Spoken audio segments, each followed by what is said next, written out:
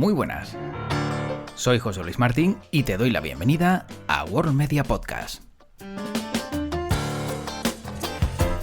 Nuevo capítulo de World Media para hablar de música y para hacerlo con Jaime Ojeda. Un hombre que ya conocerás de otros podcasts, que habrás podido escuchar en World Media y que en este formato de Music Cast nos va trayendo temas interesantes pues cada cierto tiempo. Y en esta ocasión, uno que nos hace lamentar la pérdida de tres grandes músicos, tres grandes artistas de diferentes estilos que nos han dejado y que Jaime Ojeda nos va a contar su trayectoria musical. Y ya podemos saludar, como es habitual, a Jaime Ojeda. Jaime, ¿qué tal? ¿Cómo estás? ¿Qué tal, José Luis? Pues muy bien. La verdad que encantado de estar una semana más para otro episodio del podcast y como siempre intentando seleccionar historias, en este caso del mundo de la música, que interesen, que gusten.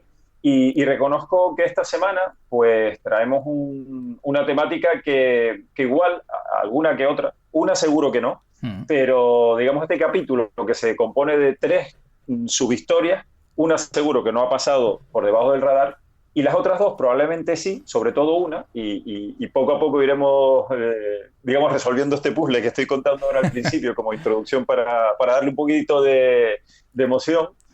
Bueno, una seguro que ha pasado bajo el radar y en mi forma de ver pues es muy, muy importante. Así que ahora lo iremos contando todo y encantado de los próximos 20 y pico minutos si logramos hacer un ejercicio de resumen, porque vamos a hablar de tres figuras de la música importantísimas, pues intentaremos en 20 y pocos minutos dar un esbozo y contar, bueno, unas historias muy, muy interesantes del mundo de la música. Bueno, no me cabe la menor duda porque todos los temas que se han ido abordando son interesantes, siempre haces una buena elección y el feedback que se ha ido recibiendo en World Media de los capítulos que ya están publicados y de todos aquellos que los han podido escuchar, sobre todo ha gustado mucho el thriller de Michael Jackson, el Live Aid, la creatividad, de dónde parte la creatividad de los músicos.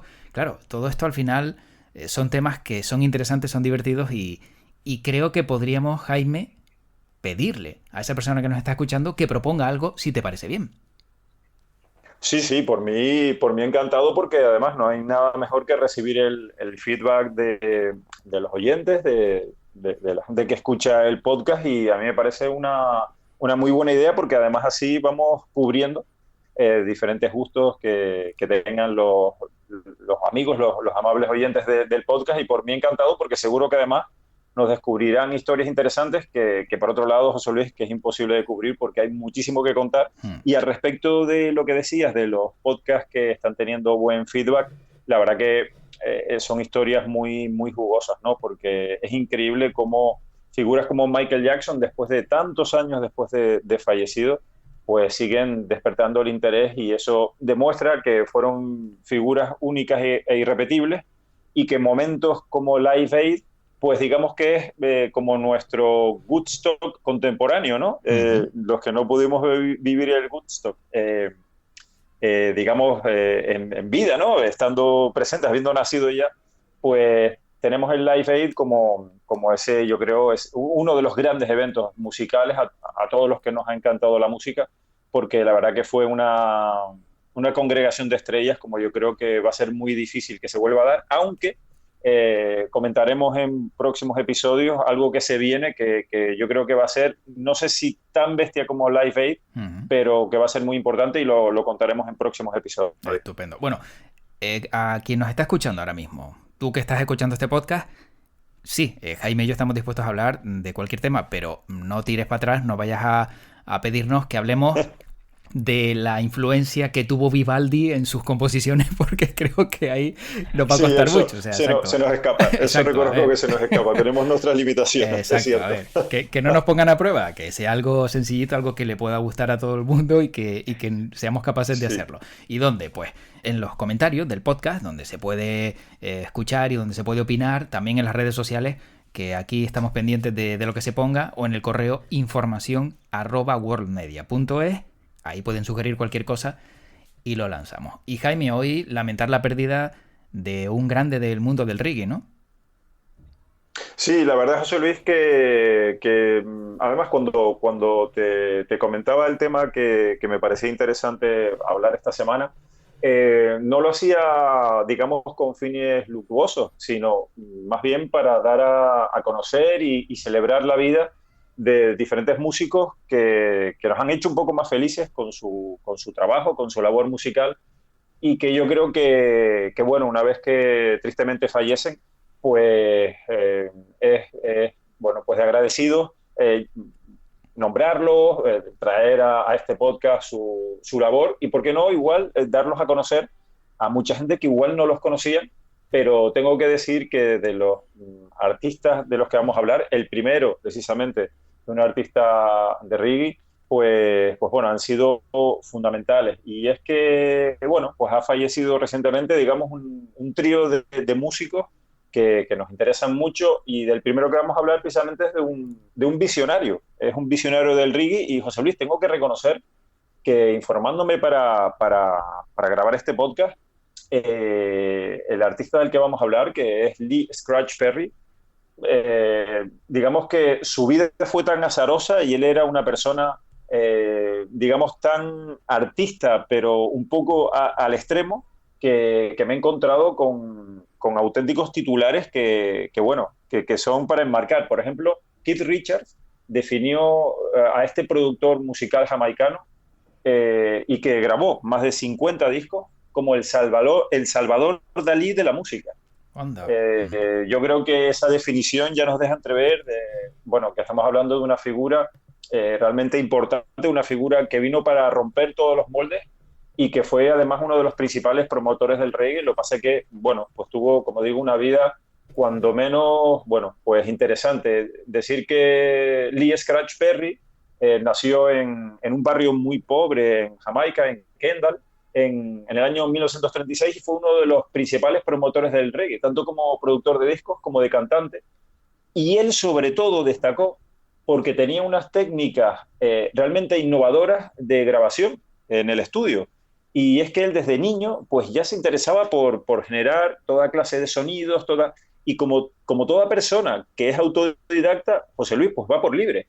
Y al ir por libre, bueno, pues realmente él definió nuevos estilos. Hay un estilo o un subgénero dentro del reggae que es el dub, un género de música electrónica que él inventó a partir de la experimentación de la música reggae. Digamos que él en un momento dado se cansa un poco de hacer lo mismo y en la década de los 60 pues empieza a experimentar otra forma de producir, otra forma de arreglar el reggae y de meterle mucha más electrónica. Y de ahí surge el dub, un estilo musical que luego ha derivado en otros muchísimos estilos. Y la verdad que si este hombre tuviese que cobrar, José Luis, derechos de autor por ser el creador de un estilo musical que luego ha generado muchísimos otros géneros, pues habría fallecido multimillonario, cosa que no hizo por su estilo de vida poco ordenado. Pero vamos, estamos hablando de un auténtico pionero que fue el que todo el mundo reconoce como, entre comillas, descubridor y lanzador de la carrera de Bob Marley and the Wailers, bueno, que sin él, sin duda alguna, seguro que hubiesen logrado el éxito que tuvieron, porque al talento no se le pueden poner puertas, José Luis, como el campo, pero sí que Lee Scratch Perry les dio un gran impulso desde Jamaica. O sea que si no llega a ser por él, a lo mejor no habría tenido Bob Marley and the Wailers el empuje que tuvieron, ¿no? Para convertirse en el grupo referencia de este ritmo, ¿no? Del reggae.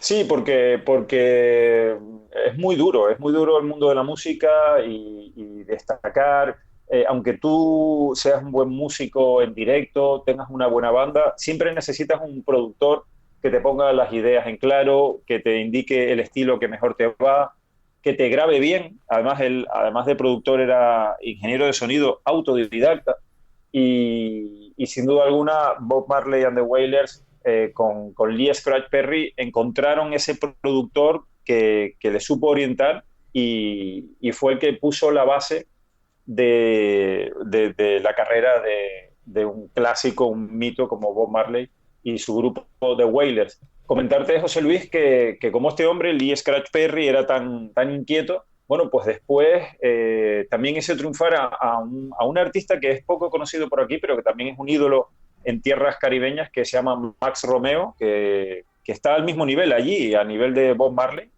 en Jamaica y en los ambientes caribeños están apreciado como Bob Marley, y que luego Lee Scratch Perry se generó tal mito, tal leyenda, que los Beastie Boys, un grupo mítico también de hip hop, y digo por qué era mítico, porque fue el primer grupo blanco de hip hop, de rap, que fue aceptado por el público negro. Los Beastie Boys, de los que también tendríamos que hablar en otro episodio, casi yo creo que en exclusiva, Sí. era un grupo de 3 chicos blancos de Boston, de buenas familias. Lo que pasa que ellos, pues bueno, se metieron en el mundo del rap, y tú los ves y bueno, pues van con su clásico look rapero y demás, pero ellos venían de buena familia, tenían posibilidades y por eso pudieron pues invertir en el mundo de la música. Pero es que Beastie Boys no eran solo unos chicos bien, eran realmente muy talentosos, con unas ideas muy claras, pero claro, en la época en la que se lanzaron, ellos estaban invadiendo un terreno, un territorio peligroso,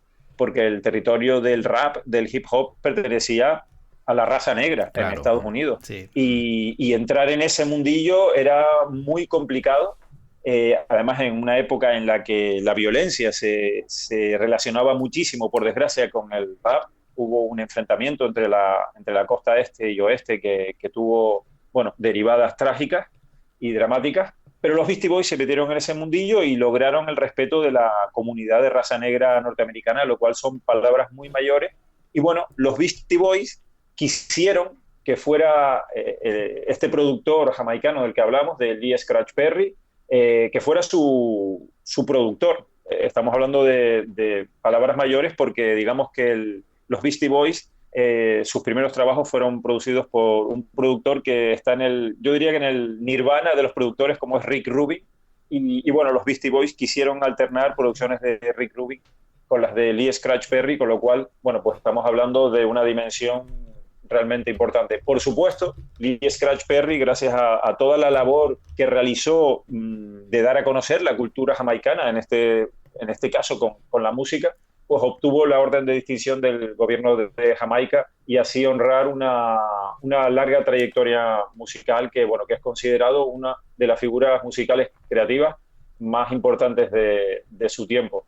Y bueno, comentarte que el Lee Scratch Perry, una vez que, digamos, su andadura jamaicana, caribeña, ya estaba agotada, pues se vino a vivir a Europa, y en Suiza también desarrolló su labor. Y José Luis, pues, por ejemplo, contarte que él ya, una vez experimentado absolutamente todo, le quedaba ir un poco más allá, y ya entró en una etapa excéntrica, ¿no? Una etapa excéntrica, pero que a la vez los músicos y todo el mundo del sector decían que era muy talentoso. Pero es que este hombre, por ejemplo, le llevó a grabar música con herramientas de jardinería, es decir, Ah, enterraba micrófonos debajo de los árboles para obtener diferentes sonidos, y después eh, es muy conocido, y ahora estoy descubriendo, a raíz de investigar, ¿no?, la figura de este hombre, por qué muchos raperos lo hacen también en los estudios de grabación, que era soplar humo de marihuana a los micros en las grabaciones. Realmente para que se coloquen los micros. sorprendente, sorprendente. Es que ahora me explico por qué Sí. hay muchísimos vídeos de los años 90 de artistas raperos norteamericanos que hacían eso mismo. Por ejemplo, Snoop Dogg, sin ir más lejos, o Dr. Dre, Jay-Z. Podemos encontrar muchos vídeos, y es que esa costumbre viene de ahí. O sea, fue Lee Scratch Perry el que empezó, pues grabando el sonido que hace el soplar humo de marihuana ante los micrófonos. Y por lo visto eso produce un ambiente que, si lo sabes tratar, después lo mezclas civilinamente en la mezcla final del disco y le da su toque. Así que imagínate de lo que estamos hablando, ¿no? Y bueno, comentarte que el primer ministro de Jamaica pues dio el sentido, su pésame a la familia, porque allí en Jamaica es una auténtica leyenda. Y yo recomiendo, en esta primera referencia que hacemos de estos 3 artistas que han fallecido, recomiendo investigar en la carrera de Lee Scratch Perry para encontrarnos con con música realmente asombrosa. Sí, porque además, aparte de productor, también como indicas, tiene bastantes discos, ¿no? He visto que tiene álbumes desde el 74 hasta prácticamente, bueno, el año, si no me equivoco, 98, 2000, luego ya supongo que habrá a lo mejor algunas que son recopilatorios, ¿no? Algunos que son recopilatorios, pero vamos, veo que tiene mucho trabajo detrás. Sí, sí, sí, él tiene una extensa carrera, es de estos artistas que no paran de producir, José Luis, porque como estás todo el rato experimentando, pues tienes muchísimas horas de grabación y al final todas esas horas de grabación llega un momento en que paras de experimentar y le quieres dar forma, ¿no? A todas esas horas que tienes. Y entonces, pues él, además, bueno, creaba instrumentos de pistas de reggae que no existían. Entonces, bueno, pues todo eso le llevó a grabar una cincuentena de discos y entonces, bueno, pues es lo que le indicamos a los oyentes, ¿no? Que tienen muchísimo, si les gusta el reggae, bueno, van a tener ahí un auténtico maná, ¿no? Y si no es precisamente de su estilo favorito, sí que les invito a que investiguen porque van a descubrir canciones realmente asombrosas y luego lo van a poder conectar con muchos otros sonidos que existen hoy en día y que fueron invento de este inquietísimo artista como Lee Scratch Perry, al que, como te decía, y para acabar su andadura, aquí en esta mención que le estamos haciendo, hay otro titular que me hizo mucha gracia, que titula su fallecimiento como Adiós al molesto Lee Scratch Perry. Y no es que sea ni mucho menos un titular, digamos, tendencioso, sino que es que Lee Scratch Perry no paraba. Es decir, él sacudió la industria musical del reggae, que ya era muy potente. Él tuvo muchos enfrentamientos, por ejemplo, con Chris Blackwell, que le arrebató a Bob Marley. Chris Blackwell fue el fundador del sello Island Records y a base de dinero pues le arrebató a Bob Marley and the Wailers y Lee Scratch Perry tuvo una época de estar enfadado con Bob Marley porque él lo había lanzado, él le había conferido su sonido, pero al final José Luis, como se suele decir, creo que es algo así como poderoso caballeros don dinero, ¿no? Y al final llegó Chris Blackwell con mucho dinero y entonces, bueno, a través del sello Island Records le arrebató a Bob Marley. Y bueno, Lee Scratch Perry pues no se callaba y tenía sus más y sus menos, ¿no? Entonces, de ahí ese titular que hemos encontrado, por cierto, en un programa de Radio Televisión Española que se puede ver en el programa El Sótano, a través de la aplicación Play Radio de Televisión Española, donde han recopilado bastante material e información muy interesante de Lee Scratch Perry. Bueno, también hay un libro que recomendamos, People Funny Boy, del genio de Lee Scratch Perry, de David Cash. Está en inglés, es un libro muy completo sobre él y también el panorama de la música jamaicana de los años 50 a los 70. Así que también pues hay otra referencia ahí para seguir ahondando en la vida de Scratch Perry, que como decías no es el único del que hablas en el día de hoy, ni el único fallecimiento, ¿no? Ni la única pérdida. No, y de la que vamos a hablar ahora, seguro que esta sí que no ha pasado bajo el radar y es el fallecimiento del batería de los Rolling Stones, ¿no? De Charlie Watts. Y José Luis, yo creo que lo hemos comentado en otras ocasiones, hemos hablado de los Rolling Stones y de cómo son unos supervivientes increíbles con la edad que tienen. Y yo creo que en más de una ocasión hemos comentado que personajes como Keith Richards pues tienen más de una vida, ¿no? Yo creo que ha agotado unas cuantas, pero que todavía le quedan otras pocas. ¿Y cómo es la vida, José Luis? Que el más tranquilo de todos los Rolling Stones, digamos el que ha llevado una vida más normal, el que ha huido de ser un pop star o un rock star, el que ha huido de las drogas, pues fíjate por dónde es el primero en fallecer, ¿no? Sí, el más sano, ¿no? El más sano, el que no se metía nada. Sí. Exactamente, dicho así de claro, ¿no? Y la verdad que es curioso, ¿no? Es curioso cómo por lo menos Keith Richards y bueno, y el resto de la banda, pues digamos que no se han tratado muy bien, aunque Mick Jagger sí reconoce que hace ya bastantes años que lo ha dejado todo, porque él se vio en un momento dado que ese ritmo de vida no lo podía seguir y él es como el alma de la banda, ¿no? En directo.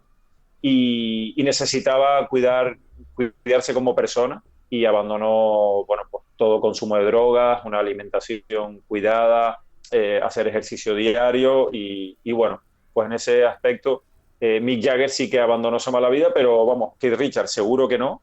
Y bueno, y el caso es que ha fallecido recientemente Charlie Watts, que digamos que nunca fue tan extravagante, ¿no? como sus colegas, pero tuvo un arma muy poderosa y sutil como fue su batería, ¿no? Que marcó sin duda alguna el ritmo de una de las grandes bandas de rock y comentar que ha fallecido con 80 años y que fue durante más de 50 el batería de una banda tan mítica como los Rolling Stones. Por cierto, José Luis, que este verano, en vacaciones, tuve la oportunidad de leer un artículo delicioso en El País, un artículo en el que cuentan la historia de la grabación de uno de sus discos y la verdad que, bueno, lees el artículo y no te explicas, es que es imposible explicarse cómo esta gente ha llegado donde ha llegado, porque es que realmente unos auténticos descerebrados, o sea, una cosa loca.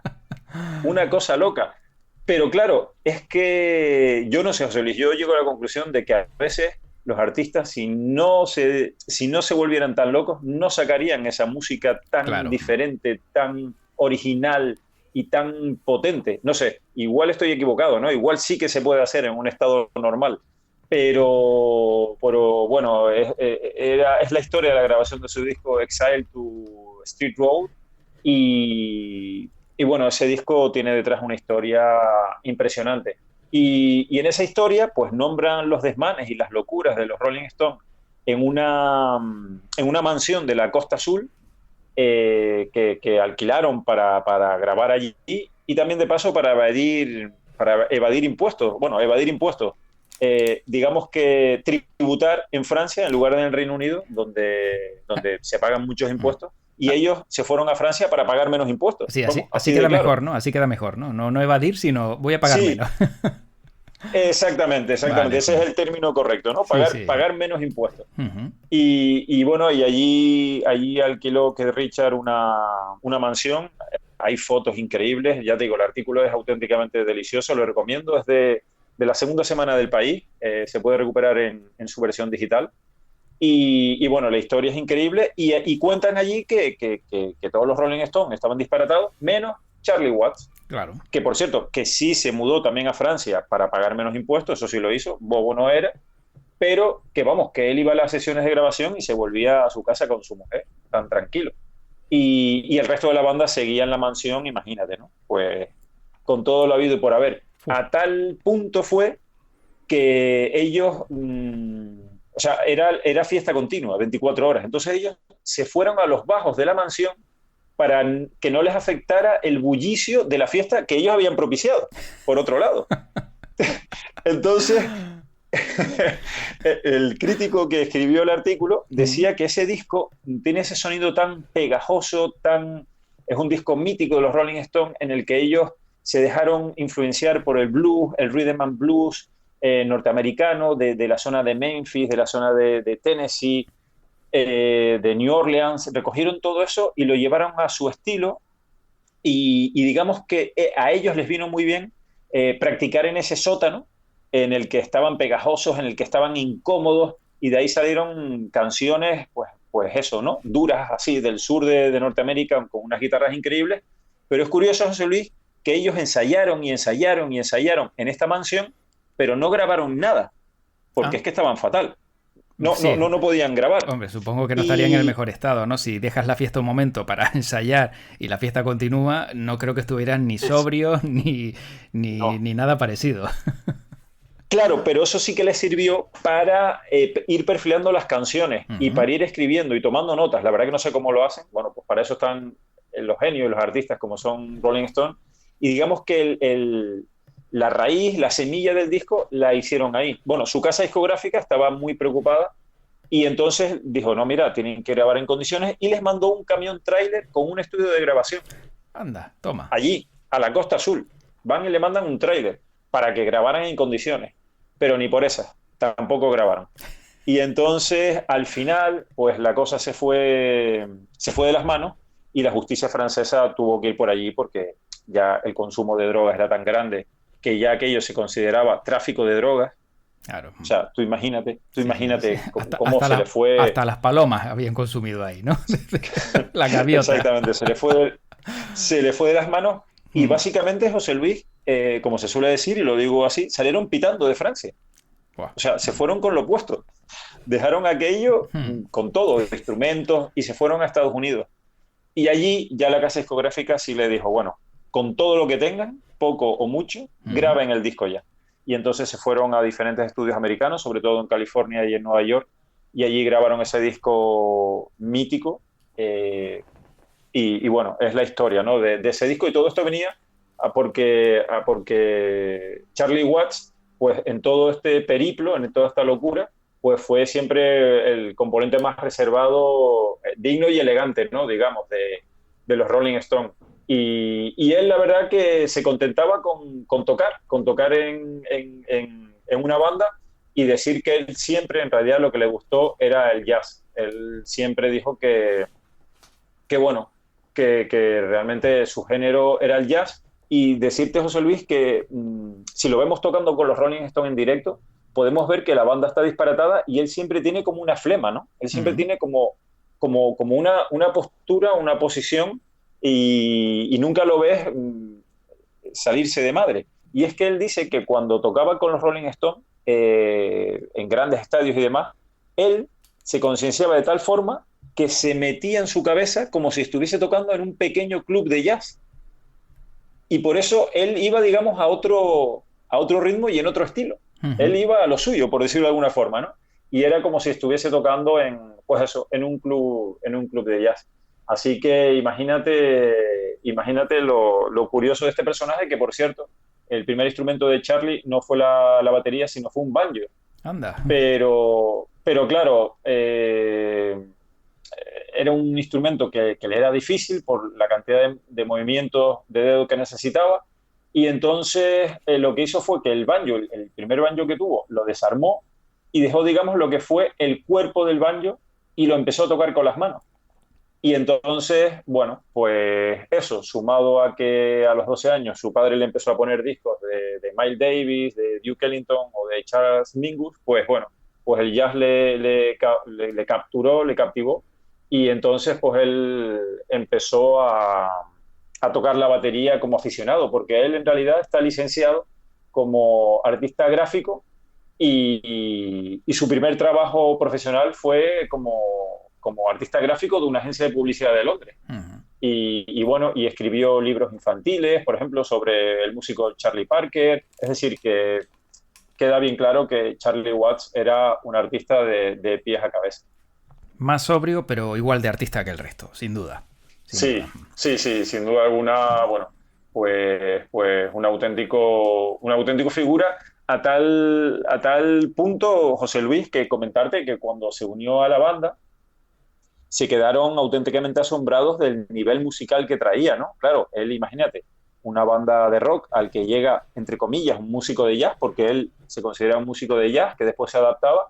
Pues comentarte que los Rolling Stones no lo querían perder bajo ningún concepto, porque lo consideraban fundamental, y muchos críticos musicales comentan, yo la verdad que a ese nivel no llego, y ahora que lo he leído pues le prestaré más atención, que la voz de Mick Jagger no sería lo mismo sin el soporte de la batería de Charlie Watts. Es decir, que Charlie Watts, con su forma de tocar la batería y su estilo, es el apoyo más importante que tiene Mick Jagger a la hora de cantar. Y tan claro lo vieron, José Luis, que en las primeras andaduras de los Rolling Stones, para pagar el sueldo de Charlie Watts, que les exigió un dinero, pues ellos dejaban de cobrar, y llegaron, como cuenta Keith Richards en sus memorias, que llegaron a pasar hambre para pagarle a Charlie Watts.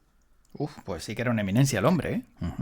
Sí, algo vieron en él, porque después leo frases, y lo dice Keith Richards en sus memorias, dice, literalmente robábamos dinero en tiendas para pagarle a Charlie Watts. O sea que sí. son anécdotas impresionantes, ¿no? Sin duda. Son anécdotas increíbles, en las que, bueno, pues deja bien a las claras la importancia de este músico bueno, que después además José Luis pues contribuyó, por ejemplo, aprovechando su formación en artes gráficas, pues que Charlie Watts fue diseñador de muchas de las escenografías de los conciertos de los Rolling Stones. Era el diseñador de las escenografías y también de bastantes portadas de discos de la banda. Es decir, que Charlie Watts contribuyó a muchísimo más que solo tocar la batería a los míticos Rolling Stones. Bueno, Jaime, y ya para acabar también, otro fallecimiento de otro grupo, en este caso uno de los miembros de los Everly Brothers.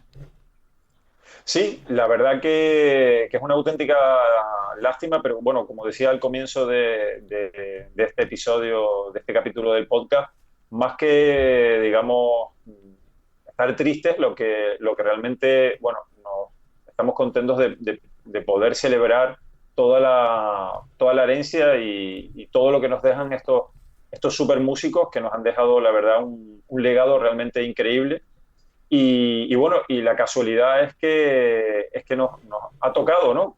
Casi unido en el tiempo, varios fallecimientos. Y bueno, pues también toca el fallecimiento del segundo miembro de los Everly Brothers, esa banda, o mejor dicho, ese dúo de hermanos de música country y rockabilly, que sin duda alguna ha sido una de las bandas, uno de los dúos de mayor influencia en la historia del rock and roll, y que, bueno, nos tenemos que ir atrás en el tiempo porque su top de éxitos o su periodo de fama más importante fue entre 1952 y 1961 y, por supuesto, formaban parte del Salón de la Fama del Rock and Roll desde 1986, de ese Hall of Fame del Rock and Roll.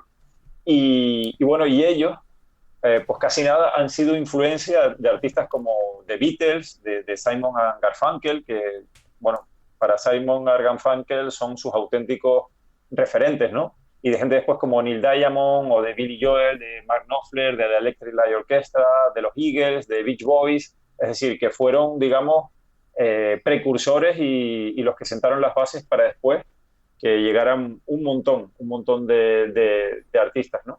Y bueno, ese dúo formado por Don Everly y Phil Everly ha visto como ahora fallece el segundo de sus miembros y dejan atrás una época gloriosa de música y que, como siempre, pues nacieron de casi nada, ¿no? De pequeñas ciudades, en esta ocasión de Kentucky y de Chicago, donde nació el otro hermano. Eso sí, tienen en común, como casi siempre, que sus padres eran amantes de la música, ¿no? Uh-huh. Y sus padres eran músicos y ya desde pequeñitos, pues ellos tocaban con sus padres en los shows en vivo, porque hay que recordar que ahora todo está grabado en digital y las radios tienen acceso a toda la música del mundo, pero hubo una época en la que no era tan fácil y lo que las radios programaban eran las canciones de los grupos, pero que los grupos iban al estudio a tocarlas directamente, ¿no?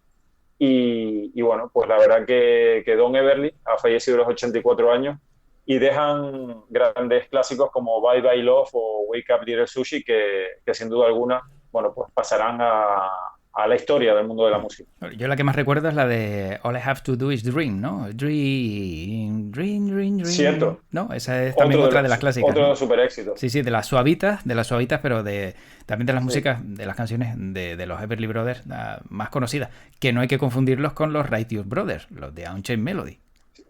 Cierto, que hay muchas bandas de esa época Sí.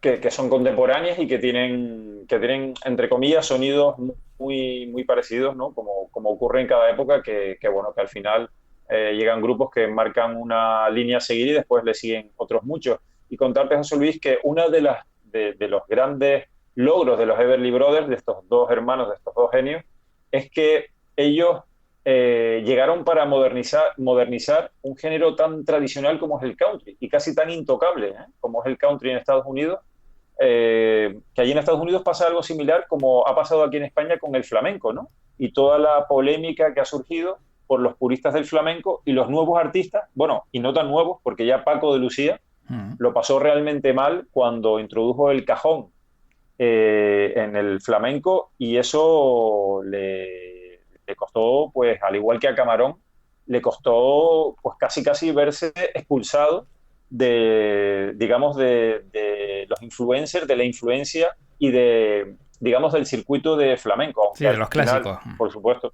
Exactamente, sí, sí, y que yo en cierta forma lo entiendo, José Luis, porque evidentemente géneros como el flamenco o el country en Estados Unidos son géneros muy de raíz, Hmm. géneros muy clásicos que tienen unas normas establecidas y que las han tenido durante muchísimos años, y entiendo que quiere haber puristas que no quieran ver evolucionar eso, pero claro, llegan nuevas generaciones con nuevas inquietudes e intentan renovar el género, ¿no? Yo creo que además finalmente el talento se impone, y en el caso del flamenco aquí en España, con Paco de Lucía y Camarón, pues no tuvieron más remedio que rendirse a él, y eso pasó en Estados Unidos con los Everly Brothers y el country, ¿no? En la que ellos, bueno, pues decidieron, pues eso, modernizar el country y llevarlo a, bueno, a niveles en los que han dejado auténtica marca y, bueno, con auténticos exitazos Ujú. y luego marcando época. Así que también homenaje a Don Everly, el último de los Everly Brothers, que también ha fallecido recientemente, y bueno, y hemos querido rendir tributo a esos tres artistas que yo creo que son artistas que han marcado época y que evidentemente no tienen, digamos, ese áurea o ese marketing, no sé si decirlo de alguna forma, o son tan conocidos como pueden ser David Bowie, George Michael o Michael Jackson o Prince, Mm. incluso, que evidentemente son fallecimientos que impactan en todo el planeta, pero que igual estos artistas no impactan tanto. Yo creo que Charlie Watts sí, pero igual Don Everly o Lee Scratch Perry, pues igual artistas cuyo fallecimiento podían haber pasado bajo el radar, pero que nosotros hemos tratado de traer aquí para que se conozca su leyenda y su legado, que creo que es, digamos, un regalo que nos han dejado. Sí, efectivamente, y además que con este podcast, que se podrá escuchar 10 años más tarde, 20 años más tarde, Sí. aquellos que no los conozcan o que no tuvieron la suerte de conocerlos, o ahora mismo quien está escuchando y no los conocía, ahora ya sabe quiénes son y se puede interesar por su música y por lo que hicieron. O sea que, bien traído, Jaime. Pues sí, ahí queda también un podcast, pues como toda obra digital, pues ahí queda. Ujú. Y lo que tú dices, ¿no? Que esto se podrá descubrir dentro de un mes, dentro de una semana, dentro de un año, dentro de 2 años. Y esperamos que haya quien lo descubra, como quien lanza una botella, ¿no?, al mar con un mensaje dentro, pues lo descubra el podcast, lo escuche y se interese por recuperar toda esta música y por descubrir y por ampliar, ¿no?, digamos, su catálogo musical, que siempre viene muy bien. Sin duda, Jaime, yo para acabar ya, y como siempre ¿Sí? añadido a todo lo que has contado, como Ujú. leyenda y visionario del reggae, Lee Scratch Perry, pues decir solo sobre el reggae alguna pequeña curiosidad, y es que el álbum de reggae más vendido de la historia es Legend, de Bob Marley and the Wailers, que se publicó en Ajá. 1984, pero una de las cosas que más me ha llamado la atención, y entiendo que los expertos podrán desmentir o corroborar, es que se puede tocar reggae con solo dos notas musicales. Vaya, Sí, qué curioso, ¿eh? vaya. Ujú. Pues sí, sí, sí, muy curioso, ¿eh? Bueno, así que si hay algún experto en la sala, pues que Sí, nos lo diga, y si que estamos nos errados, ilustre. efectivamente, si hay un error en Sí, esto, sí. siempre dispuestos a rectificar. Pero bueno, detalles también Pues la curiosos verdad de, que de este estilo musical. Ujú. sí, la verdad que realmente curioso, realmente curioso. Jaime, pues como siempre un placer poder haber charlado contigo y conocer un poco más de otro lado de la música, que a veces no nos llega, como decías tú, por salirse del circuito comercial, y aunque hayamos perdido a estas tres grandes leyendas, pues siempre nos queda su legado. Sí, la verdad que sí. Yo en este caso, más que perder, yo diría que hemos ganado, tanto en cuanto su fallecimiento, pues bueno, pues por un lugar o por otro llegará a mucha gente y recuperará su música, ¿no? Y yo creo que hasta en eso, pues van a ser grandes dejando todo ese legado. Y como siempre, en un episodio más del podcast, pues encantado de traer historias que esperemos sigan gustando, sigan interesando, y que como siempre pues seguiremos buscando muchas más historias para seguir contándolas aquí en World Media. Jaime, como siempre, un placer, cuídate mucho y que tu podcast te acompañe. Pues eso haremos, porque siempre llevamos el podcast con nosotros, y descubriendo interesantes historias en World Media, y nosotros, como siempre, encantados de ser un oyente más del podcast y encantado una semana más de estar por aquí y despedirnos hasta el próximo. Muy bien, un abrazo. Hasta luego, un abrazo muy fuerte. Pues termina este podcast después de haber charlado con Jaime Ojeda de esas 3 desapariciones. Pero lo importante, tal y como hemos dejado claro en el podcast, es no olvidar su legado. Te invito a que sigas con nosotros en World Media. Ya sabes que nos puedes seguir en las diferentes redes sociales donde estamos como World Media Spain, en Twitter, en Facebook, en Telegram, donde te puedes unir a nuestro grupo.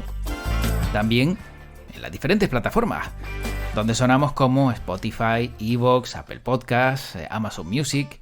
En todas ellas nos puedes seguir y en worldmedia.es. Te deseo lo mejor y que tu podcast te acompañe.